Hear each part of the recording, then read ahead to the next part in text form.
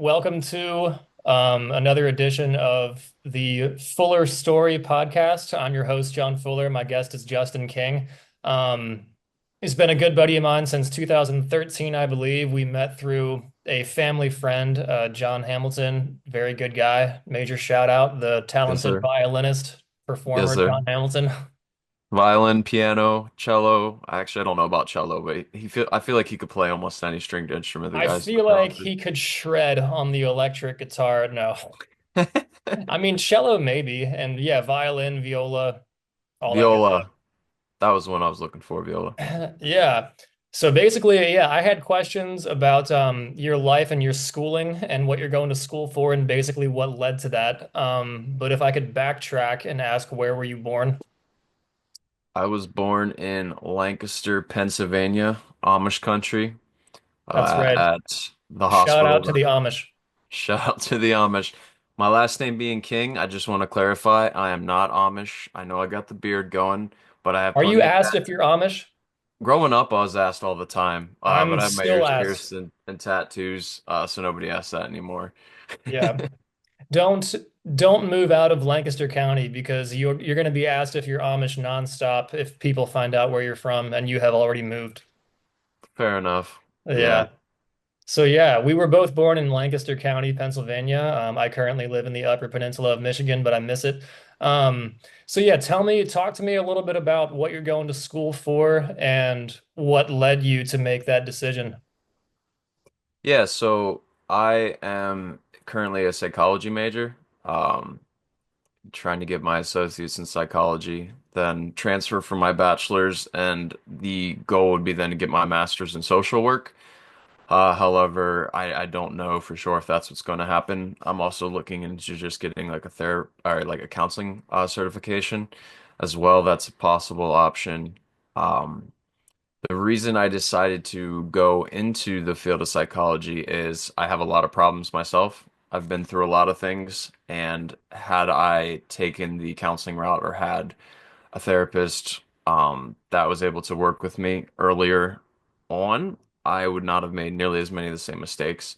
I would have been able to reverse thought patterns, deal with my trauma, childhood trauma better, and be able to um, be just a better individual. Because when it comes down to it, like the symptom of something, like for example, for myself, like I have a history of drug abuse. Been sober 6 years, praise God. It's an amazing thing. But the drug use was not the problem. It was what am I covering up? And I want So to the be able drug to use was help a symptom of the problem, correct symptom of the basically. problem. So I'd like to be able to help people, get their problems kind of figured out and so that they're able to reverse thinking patterns and not go into the bad habits that I did. Well, that's awesome. Can you talk to me about what specific thought patterns you would struggle with and maybe some of the mistakes that you're referring to? Because I mean, as a social worker, I feel like you're going to be dealing with people who made a lot of mistakes, but I mean, like, what was it about your life, the mistakes you made and the different thought patterns you struggled with that made you want to get into social work? Um, I mean, how much time do we have? We have approximately 35-ish minutes, but yeah, no, I could talk for hours and hours about the mistakes I've made and my own thought patterns, rabbit trails, but I'm also not going into social work, but I feel like that was something I was considering at one point, because I feel like I can talk to people about their issues and things like that. But I mean, for you specifically, like what are some give me some mistakes that you've made that people can learn from. So kids, pay attention. All right, so I'm gonna start off with the thought patterns actually. So like I was bullied a lot as a child, made to think that I wasn't good enough. I had some sexual trauma as a young child. It was not from another adult, thankfully, but still trauma nonetheless. And with that, I lost, I didn't have control of that, and I wanted to make sure that I was in control of everything. So being bullied, I wanted to make sure that everything I was bullied for, I would be able to outgrow, hey, four eyes, all right, fine, I'll get contacts when I'm older, we can't afford them now. hey, you're a nerd because you're ahead in school. All right, fine, I'll teach them. I'm going to be a successful businessman.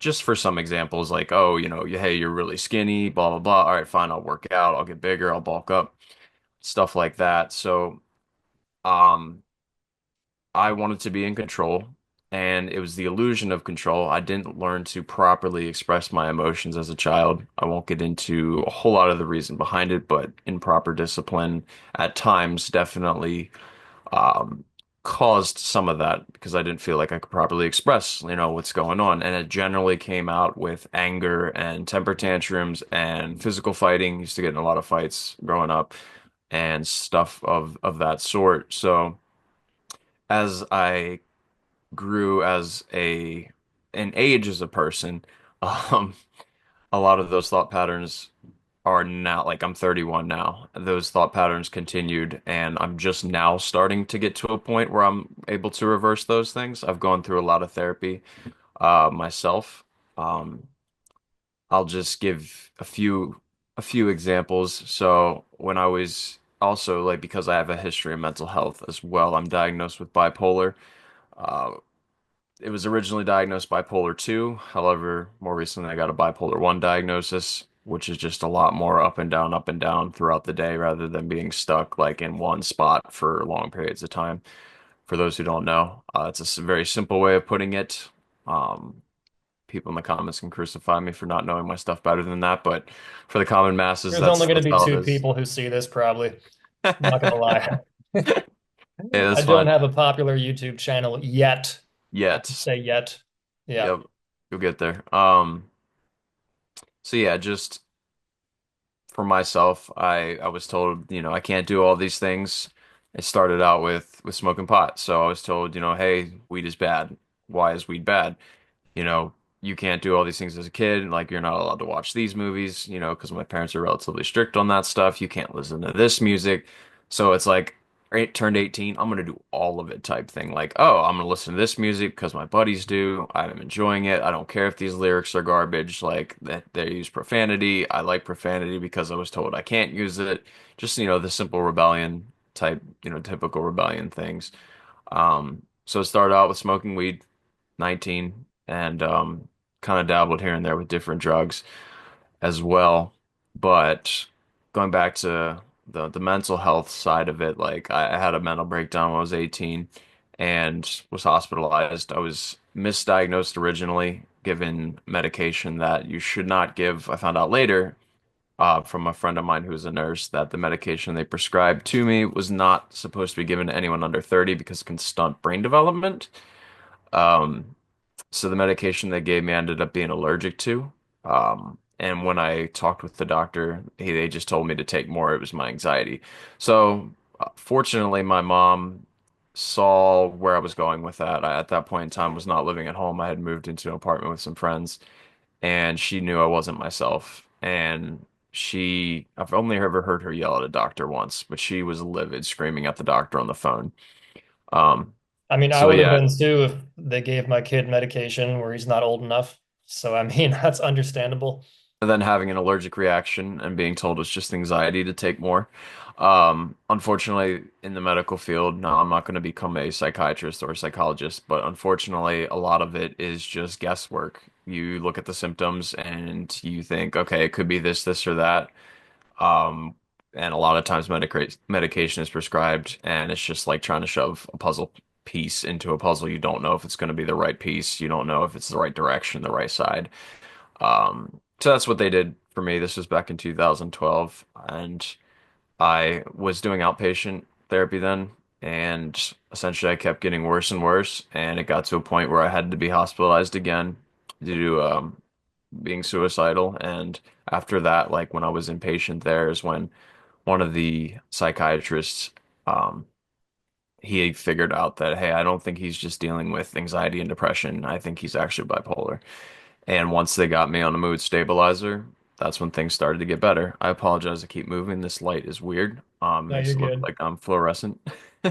You're good. But long story short, I've dealt with depression and anxiety and that kind of thing for a very long time. I was depressed as a child, very anxious as a child.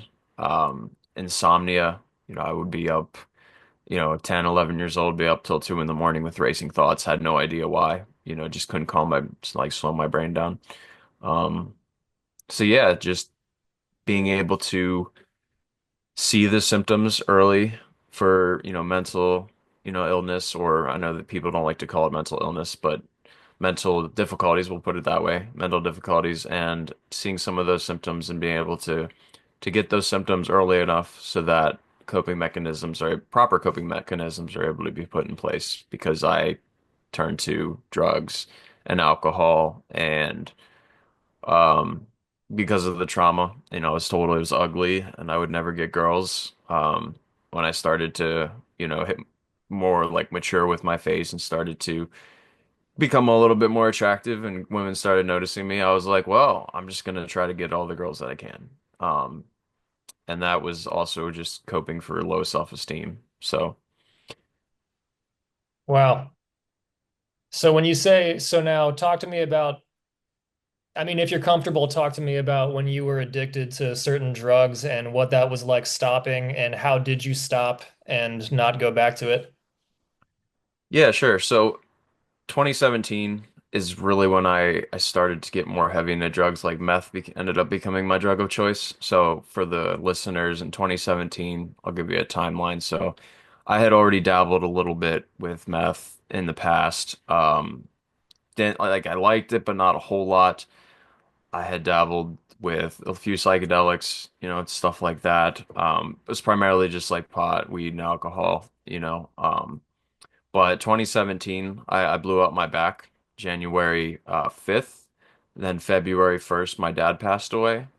Wait, March, sorry. How'd you blow out your back? it was a freak accident. Long story short, heavy falling objects ran underneath to catch it. So someone didn't get crushed. It was about 250 pounds, and I caught it up here, but it drove me all the way down to the ground where I was about this close. If you're listening to this, about an inch away from like taking my fingers off as well, but it drove my back straight down. So it blew out multiple discs. I've had 3 surgeries because of it ultimately, and still deal with daily pain, a lot of daily pain. So you were working like on a construction site and Correct. a heavy object, like what was it exactly that was falling, or do you not really?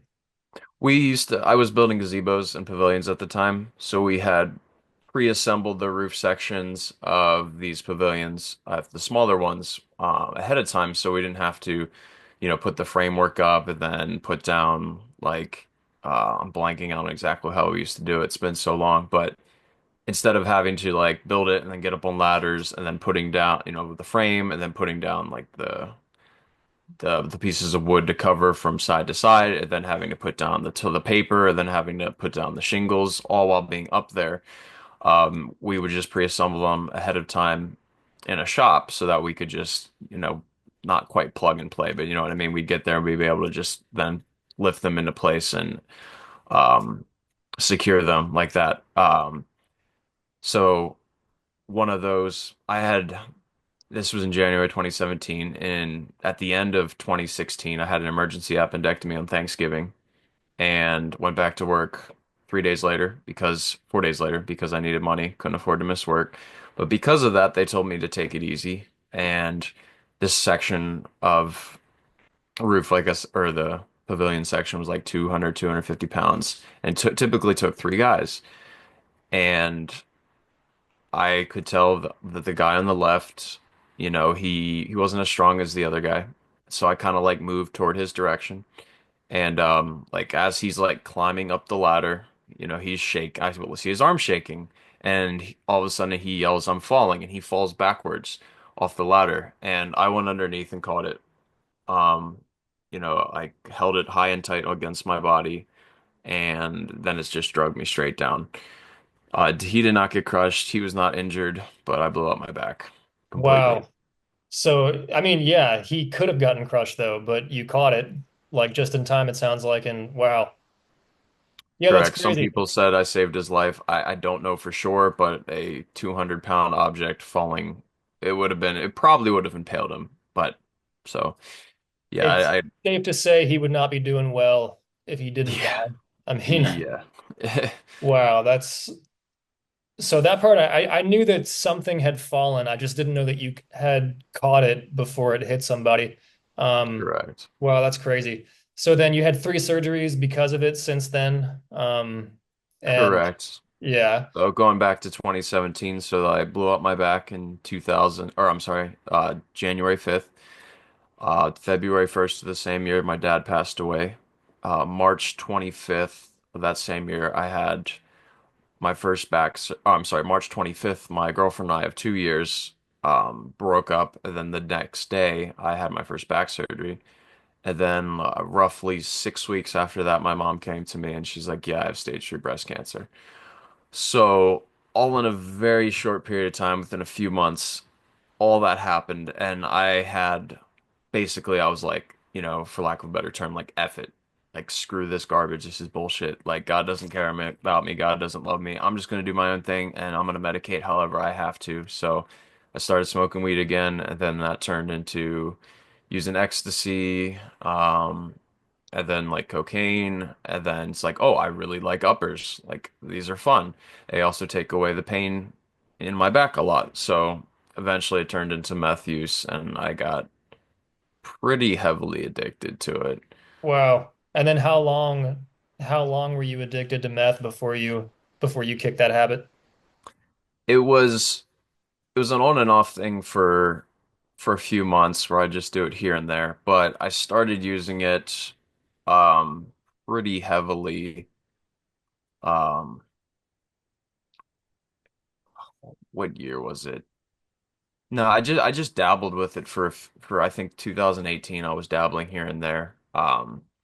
And then I actually had a neck surgery at the end of 2018 because I had another injury which I won't get into, but I've had two neck surgeries as well. Um, and then I healed up from the surgery, went back to work, and within the first like day, I was like, I'm in way too much pain to do this. So I freaked out and I'm like, okay, what am I gonna do? I'll just do a bit of meth, take away the pain, help me get work done. So it started like I'll just do it like once a week, twice a week. And that was in January of 2019. And within a few weeks, it was every day. And then it became more than just, one line a day. It became 2 lines a day, 3 lines a day. By the time I quit, I was doing 3 to 5 lines a day. I did not inject it, thankfully. That was not something I got into. I smoked it a few times, but never injected it. And it lasted about 5 months of usage. And the way that I kicked it was a girl that I was friends with basically convinced me that I mean I used it. I had one like overdose type experience, which is a miracle. I didn't get medical help for that. I should have, but I didn't. Wasn't going to do that. But I well, a girl convinced me that like, hey, you're worth it. Like your life is worth it. I just was gonna let it kill me, honestly. And when I knew that when I stopped using it, I'd have to stop working because of all the pain and whatnot. And I stopped using it every day in May of 2019 Wow. and had to quit working. And then I would use it just here and there out of frustration and for pain relief. The last day I used it was July 3rd, 2019. So this year will be 6 years sober from meth. And the main way I beat it, I hit a spot where I honestly, I went and told God, I was like, God, like I'm done with this shit. And if again, like I said, I never got into shooting up and I never got into heroin, but I told God flat out, I was like, either take my life and do something with it, or I'm gonna shoot up heroin and die. And the next day, I just had like there's some sort of change, and it just continued. And the withdrawal, I mean, I don't recall a ton of like real bad withdrawal, but also being in pain kind of masks a lot of things. But it was like, no, like I'm not going to keep doing this. Like I have a reason to live. I have people that care about me. And yeah, July 3rd was the last time I used it in 2019. I Wow. have, go ahead. No, I was gonna say congratulations on on all of that time going by sober. Well, I mean, I'm not sure about sober, but not meth anyway. I get. Um, yeah, no, that's amazing. So God intervened essentially, and like it's not always a bad thing to give God an ultimatum because I know I've done that, and I mean, if that's what it takes, like if you ask him to use you, I think he will use you, and he has been. So I think that's Yeah, amazing. absolutely. Yeah, no, I Yeah, appreciate that. Now, since then, like, I have dabbled with other things, like yeah, I've done cocaine a few times, ecstasy a few times, mushrooms, a few times. I dropped acid like once, or twice. So it's like, and then there's a lot of marijuana use. I have my medical card here in Pennsylvania, and I was using the marijuana to mask not only the physical pain, but also the emotional pain, past trauma that I hadn't dealt with, the inability to express my emotions. So I would get high, it would slow down my thoughts. I would just forget about life, goof off, have fun, all that kind of stuff. And it caused a lot of problems in relationships, not just family relationships, but romantic relationships as well. Each yeah. of the last few relationships I've been in, like marijuana ended up leading to the end of the relationship. I made mistakes, but it all started with me making the compromise of I'm just going to get high to deal with my problems again, and that just doesn't work. Uh, But the weed wasn't helping with the mistakes. I mean, like, not that they caused the mistakes, would you say, but it definitely didn't help anything. Correct. Yeah. I mean, I get high, I start to make other compromises, like once you open the door doing something that you shouldn't be doing, and for me, I knew I shouldn't be doing it, but I just didn't care. So then I'd start doing other things. Trying to think of appropriate examples. I'm not going to air out all my dirty laundry. We'll put it that Yeah, way. But yeah, I made compromises in other areas of my life, which hurt a lot of people. And definitely. yep, Yeah, yeah, no, same here. And I like what you said about when you open up the door to something you know you shouldn't be doing, that opens up more doors to more compromises. And I can relate to that. I mean, because yeah, it's like if you open up, I mean, you already made that mistake, so why not just make this mistake? Because that other yep. mistake wasn't that bad. So maybe, yeah. No, that's It's a slippery slope. And before yeah, you it's know it, very slippery slope. before you know it, you're to a spot that you swore you'd never get to, and you're like, "How did I get here?" And then hindsight's 2020, and you can look back, and if you're honest with yourself, that's the biggest thing. Is for myself, I was never honest with myself. I was in denial of the truth for so long, and that was a coping mechanism as well. I didn't want to accept what was going on. I had actually hidden a lot of my trauma, like I was so like deeply buried that I didn't even remember it, which is another common thing that happens. People block it out, but it still negatively affects you in the way you think. And oftentimes there's an event then that brings that to the light again. And for me, like going through a decent amount of therapy, eventually it got to a point where some of that stuff started coming to the light again. So, Wow. which is good. It's hard, but it's good because then it can be dealt with properly. Yeah, absolutely. Well, for time's sake, I want to spend the last couple minutes talking about psychology and talking about social work and your future career. And like, what do you hope that looks like, I guess, on a day-to-day basis when you eventually are a counselor? Yeah, so I mean, I'll be completely honest. I mean, I am on disability. I'm due to all the injuries. I'm disabled. So going through school has been a little bit slower than I would like. I have a lot of limitations, such as being on a computer for much time at all gives me a lot more pain. Fortunately, I can just sit here and stare at the screen and talk, so Yeah, this isn't bothering me too much. But my ultimate desire, like I have a background in business as well. Like I was a sales manager for a dealership for a while, car dealership, used car lot for a while. I'll be honest, I would rather go back to work and work at a dealership and then be able to do counseling on the side and not charge people or charge bare minimum. Because I had a really good counselor who he saw all the things I was going through, and I was just upfront and honest with him about my financial situation. And he always gave me a reduced rate and even told me, like, dude, if you can't afford to give me anything, like, as long as you promise that you're going to work on what we talk about and continue to make strides like you have been, you just keep coming back, and I won't charge you anything, which is an awesome thing, and a lot of people don't have the finances, especially if they come from rough backgrounds. They don't have the ability to get the correct therapist, or their insurance doesn't take it. And there's a lot of what I've learned, a lot of the best therapists don't take insurance because it is a pain in the butt to deal with.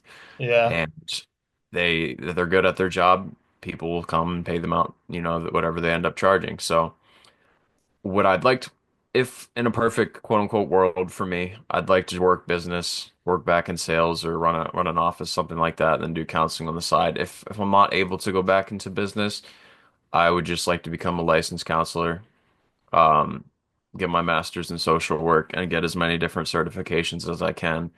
Trauma therapy, drug and alcohol counseling, especially like dealing with being able to help deal with like domestic abuse and whatnot. So I'd like to work with adults as well as like I would say adolescents because a lot of these things that if they're caught in their youth, it's not too late to change those thought patterns. And it's never too late, until your eyes close for the last time and your heart stops beating. But the older you get, the harder it is because Sure. it's you're a product of your environment, it's who you are. So. So Wow. that'd be it for me. Yeah, just being able to help different people each day and with different techniques, different types of counseling based on person to person. I was put in a box by many counselors and they tried different therapy that didn't work because they tried putting me in that box. And for me, it's just person to person. You treat them based on who they are, sit down, hey, what would you like to talk about today? And kind of go from there. Like that's the best type of counseling I've ever gotten was what would you like to talk about? And we would just talk and then different and yeah, and go from there. So Yeah, yeah, absolutely. Yeah, I mean, I've heard people invite Jordan Peterson on their podcasts because number one, he's interesting, but number two, I also think that like they sort of want therapy in a sense. I can't speak for them, but I know that like I've heard Jordan Peterson podcasts start out where basically he comes on and he asks, "Well, what would you like to get out of this hour or so that we have?" I don't do a very good Jordan Peterson, but like he basically asks, "What would you like to get out of our session today?"